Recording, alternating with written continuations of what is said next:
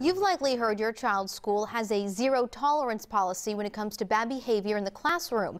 But a 22 News I-Team investigation revealed that's no longer the case in many schools. 22 News I-Team reporter Ryan Walsh discovered dozens of cases of Western Massachusetts students bringing weapons to school and even more incidents of sexual assault or rape, all caught on school property. The 22 News I-Team went through 3 years of school discipline reports. We found parents may not be totally aware of what happens after their kids get off the bus. A first grader brings a knife to a Chicopee school. A 7th grader involved in a kidnapping at a Springfield school. And another 7th grader caught selling drugs at an Agawam school. Last school year alone, more than 50,000 Massachusetts students were disciplined for criminal or non-criminal offenses on school property, ranging from sexual assault or rape to bullying.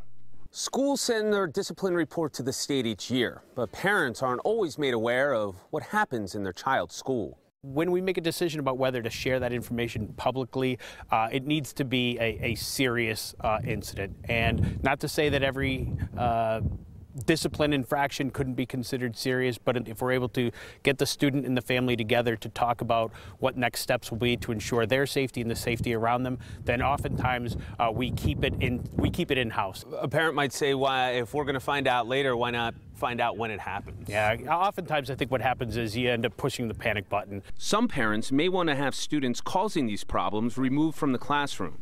But that's more complicated than it seems. In July, a new law went into effect to lower the dropout rate and ensure suspension is the last resort, moving away from zero-tolerance policies.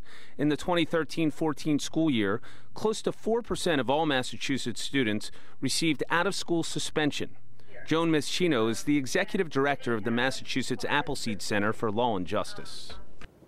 Zero-tolerance in education forums do not work, because it prohibits the school administrators from using their professional judgment and their professional discretion to actually address the behavior issues and the underlying problems. Taking a closer look at out-of-school suspensions, nearly 1 in 10 black students were suspended. But I do think that unconscious bias can be a problem, and I think that it's much more complicated a question than to just say that we have race problems.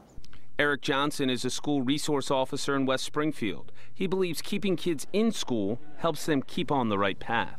The goal, not to bring it to a criminal level, but I'm there to inform them, this is what can happen, and hopefully that kind of hits home with them. On WWLP.com, we have compiled the list of reported incidents over the past 3 years, broken down by each Western Massachusetts school.